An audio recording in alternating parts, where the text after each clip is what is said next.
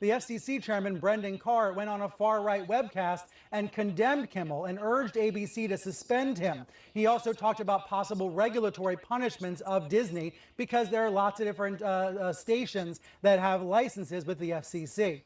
Within the past hour, we've heard from a big owner of stations that have affiliations with ABC, a company called Nexstar, saying that they were going to suspend Kimmel's show on their station. So in other words, about 24 stations were refusing to air Kimmel's show tonight as a result of this controversy. And then following word that some of those stations were basically revolting against Kimmel, Disney, the parent company of ABC, decided to yank the show entirely. So that's all we know at the moment. We know that Kimmel will not be on the air tonight or for the foreseeable future because the network says the show has been yanked off the air indefinitely. Brian, just to take one issue, your interpretation of what Kimmel said, I think, is the one that Brendan Carr had and the one that the individuals at Nexstar have. But what he said specifically was, quote, "The MAGA gang is desperately trying to characterize this kid who murdered Charlie Kirk as anything other than one of them and doing everything they can to score political points from it." That can be read in several ways. That could be heard in several ways. It could also be it could also be argued he's saying that what the MAGA gang is doing is just trying to make sure that they don't have any ownership of it, not necessarily that this killer, this horrible person, was part of them. I mean, I think you're making a very important point. Yeah, you're making a very important point. And let's take it a little bit step further. This was all on Monday night. Nobody seemed to notice this yesterday, Jake. This all erupted in the past few hours when the Trump-aligned FCC chairman decided to point at it. Now, I've heard from him in the past few minutes, Brendan Carr, thanking Nexstar for doing the right thing by yanking the show. He has not yet commented on ABC yanking the show altogether across the entire country. But let's remember that when Stephen Colbert's show was canceled over the summer, what did President Trump say? He said, next up will be an even less talented Jimmy Kimmel. It is clear that pro-Trump allies have been trying to target ABC over Kimmel for several weeks now, and tonight they've prevailed. Yeah, Brian Stelter, thanks so much for that breaking news. Let's go right to the panel. And let me first start by showing, I wondered what was going on earlier today when I saw this pop up on Twitter. This is the FCC chairman, Brendan Carr, on a far-right podcast talking about what Kimmel's comments were. Let's roll that tape. You know, when you look at the conduct that has taken place by Jimmy Kimmel, it appears to be some of the sickest conduct possible. Obviously, look, there's calls for Kimmel to be fired. I think, you know, you could certainly see a path forward for suspension over this. And again, you know, the FCC is going to have remedies that we could look at. Joe, are you comfortable with the FCC playing this role? I don't think this is a legal issue. I don't think this can be pointed to the FCC or the Trump administration and say, well, this is about them going after Kimmel because of what he said. Personally, I think it's more of a cultural issue. And I got to tell you, look, I'm about as moderate a Republican as you're going to get. I'm from New York. I have not been comfortable watching late night television for 15 years because when you have conservative leanings and you're constantly mocked and you constantly feel like you're doing something wrong, you shut it off. You don't watch it anymore. And then what happens is it's circular. If the host doesn't have that audience, the host doesn't worry about keeping an audience like that. It goes in circles, and at some point, you get things like this where you say things, and that wasn't the full quote.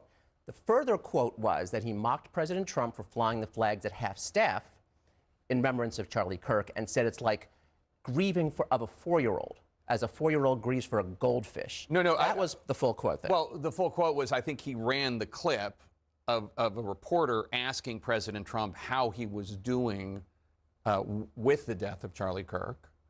And President Trump said, I think I'm doing okay. And then he proceeded to talk about the ballroom that was being built on the White House grounds. I think that was the full context. Again, I didn't say any of this. I'm just trying to present as accurate a picture of what did happen. Ellie, this is the FCC commissioner. Right. I don't think we have seen an FCC commissioner this aggressive in our lifetimes. What do you think of it all? So, to the point of whether there's a legal element here, I think Joe's right. Like, the First Amendment says Congress shall make no law, which means you can only enforce the First Amendment against the government. So can Jimmy Kimmel sue? No, he can't sue ABC for making a decision to remove him. That's a private entity. But what Donald Trump is doing repeatedly is he's expanding his executive power in two ways. One, I would say, is precedented. That's the traditional stuff. I have more authority to hire and fire executive branch officials. I don't have to respond to Congress, that kind of thing. He's fighting that out in the court. We've seen that before. What's unprecedented, however, is the way Donald Trump is using official power from the FCC on to go after universities, law firms, and media companies that he disagrees with on policy or on politics. That is new. We've not seen that from any president before. This is actually cancel culture. I mean, that's what this is. The chairman of the Federal Communications Commission, Brendan Carr, added on Benny Johnson's podcast that the broadcasters, including ABC, have a license granted by us at the FCC, and that comes with it an obligation to operate in the public interest. Elsewhere in the interview, Carr attacked Kimmel as talentless and suggested the late-night comedian's comments displayed some sort of, quote, desperate irrelevance. Is that what we want the FCC chairman to be doing? It's a very slippery slope, and there's a pattern. We keep talking about it like it's not happening, and it just keeps happening over and over and over again with folks he disagrees with. I'm a Democrat. I'll say what happened to Charlie Kirk is disgusting. We should have a court that if he did it, he should be prosecuted to every extent of the law. We shouldn't have to say that. That's just common sense. But we also should say the First Amendment matters to everybody, whether they agree or they disagree. And I just think that what we're going through right now is unprecedented. It's unseemly. And I think that it's really getting out of hand because it's just happening more and more and more with folks who disagree. We do have the clip that Jimmy Kimmel said Monday night. Obviously, this is not the entire 8 or 9 minute monologue. This is just one clip of it, but this is what he said. We hit some new lows over the weekend with the MAGA gang desperately trying to characterize this kid who murdered Charlie Kirk as anything other than one of them and doing everything they can to score political points from it. Now, the way that Fox covered what he just said there was Kimmel suggests Kirk assassin was one of the MAGA gang, despite reports of leftist leanings. I don't know that I think that is an accurate description, but they have the First Amendment to write what they want to write. The job of the FCC is not to regulate and police content. It's not, do we like this? Does this make us comfortable or uncomfortable? Right. I don't like anything about what Jimmy Kimmel said, frankly. I agree with Joe. I find his comments reprehensible, but it's not the FCC's job to say, do we like this or do we not? And the FCC, of course, is a government actor.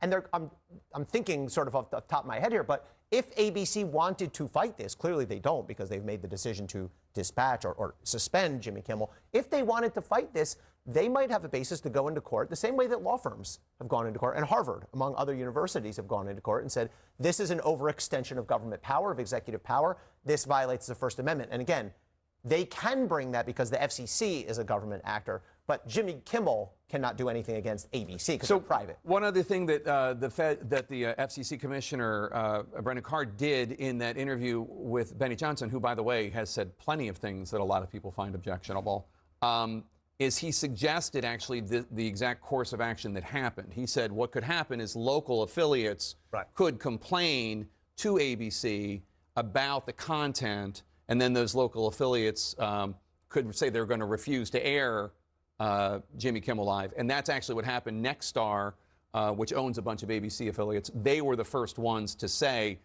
in a statement, and Variety broke this news, we're going to preempt the show. Is there any coming back from this, do you think?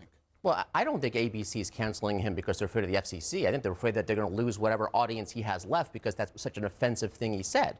As far as, look, there's so much media alternatives at this point. So I think the FCC's, the range of authority they have is less and less because there's so many other outlets to reach out to. So if Kimmel wants to reappear somewhere else, he will.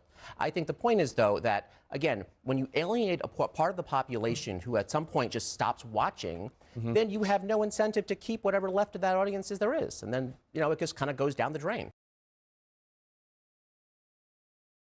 I beseech my colleagues